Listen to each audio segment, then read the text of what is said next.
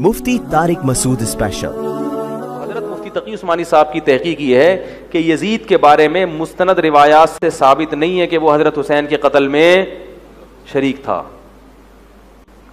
اس لیے حضرت نے مفتی تقی عثمانی صاحب نے بہت ہی پیاری بات لکھی ہے، فرمایا کہ یہ تو ثابت نہیں ہے کہ قتل میں شریک تھا، لہذا اس کی وجہ سے بعض لوگوں نے اس کو رحمت اللہ علیہ بنا دیا۔ کیا بنا دیا؟ لیکن فرمایا کہ اتنا بھی نہیں ہے کہ رحمت اللہ علیہ کہنا شروع کر دو،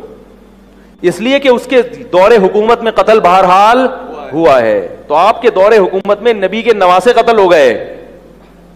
تو یہ بھی بہت بڑا جرم ہے۔ اس لیے انہوں نے اعتدال والی بات کہی کہ ہاں یہ پھر ایک بڑا جرم یہ کہ پھر وہ کوفہ کے گورنر کو معزول کیوں نہیں کیا، معزول کیوں نہیں کیا کوفہ کے گورنر کو، یہ بہت بڑا سوال ہوتا ہے۔ تو اس سوال کی وجہ سے بھی ہم یزید کو اچھا نہیں کہہ نہیں سکتے، ہم اس کو اچھا۔ پھر سوال پہ لعنت اللہ علیہ کیوں نہیں کہہ رہے؟ بھائی لعنت اللہ کہنے میں احتیاط کر رہے ہیں، احتیاط اس لیے کہ عین ممکن ہے کہ اس کے پاس کوئی عذر ہو کہ میں ابن زیاد کو معزول نہیں کر سکتا۔ بعض دفعہ گورنر اتنا مضبوط ہوتا ہے کہ آپ نے اس کو معزول کیا تو آپ کے خلاف کیا ہو جاتی ہے، ہم گھر میں نہیں دیکھتے، لوگ میرے پاس کیس آتے ہیں۔ ایک صاحب نے میرے پاس کیس آئے کہ بیگم کے معاذ اللہ اللہ نہ کہے، بولتے ہوئے بھی ڈر لگتا ہے کسی سے تعلقات ہو گئے، میں نے کہا طلاق دے دو، کہہ رہے نہیں دے سکتا میں، سالے پکڑ کے کوٹ دیں گے مجھے،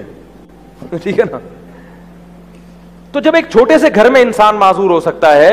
تو حکومت بھی بہت سی چیزوں میں معذور ہو سکتی ہے، لیکن پھر بھی یہ ایسے دلائل نہیں ہے کہ ہم اس سے یزید کی تعریفیں شروع کر دیں۔ تو اس لیے اعتدال والی بات کیا ہے؟ توقف۔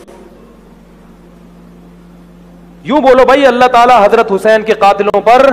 100 مرتبہ لعنت فرمائے، نام لینے کی ضرورت نہیں ہے، کیونکہ تاریخ میں بہت کچھ الٹا پلٹا کر کے مسخ کر کے پیش کیا گیا ہے۔ اور اگر کسی عالم کی تحقیق ہے کہ یزید کو لعنت اللہ علیہ کہا جائے تو وہ اگر اپنی تحقیق پہ مطمئن ہے تو ان کو کہنے دو، ان کو بھی ملامت کرنے کی ضرورت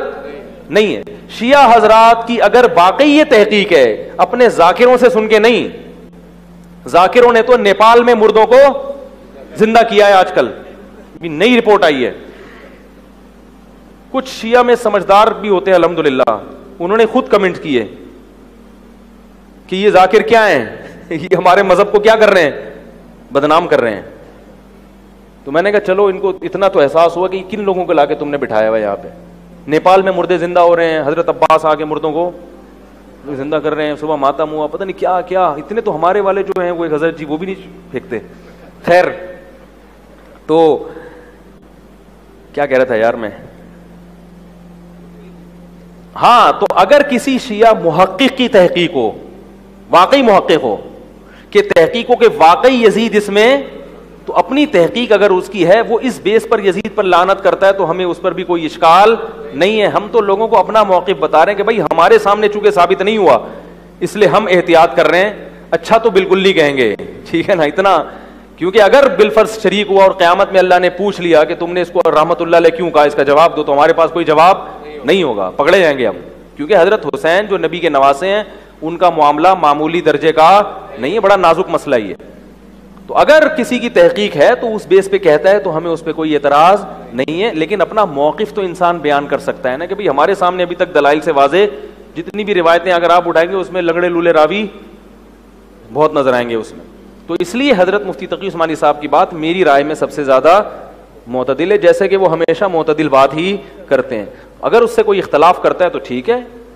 وہ اختلاف کا حق ہر ایک کو ہوتا ہے، وہ کر سکتا ہے اپنی تحقیق کی بیس پہ، لیکن میں آپ کو کہہ رہا ہوں تحقیق تو کرو، ذاکروں کی تقریریں تحقیق بولو نا نہیں ہوتی، وہ تو مجمع کو رلانا ہے رونا کیوں نہیں، اٹھا کے جوتا ماریں گے رونا، اتنی میں آئے تو رلانے کے لیے، وہ نیپال سے مردوں کو بھی زندہ کریں گے اور پتہ نہیں کیا کیا کریں گے وہ۔